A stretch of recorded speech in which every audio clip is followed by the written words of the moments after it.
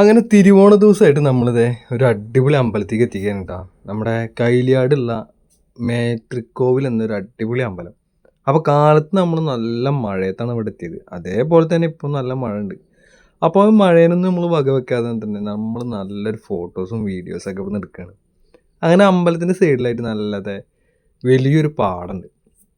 അപ്പോൾ ആ പാടത്തിൻ്റെ സൈഡിൽ ചെറിയൊരു തോട് പോകുന്നുണ്ട്. അപ്പോൾ ആ തോട് നേരെ എത്തിപ്പെടുന്നത് ദേ ഈ വീടിൻ്റെ ഫ്രണ്ടിലോട്ടാ.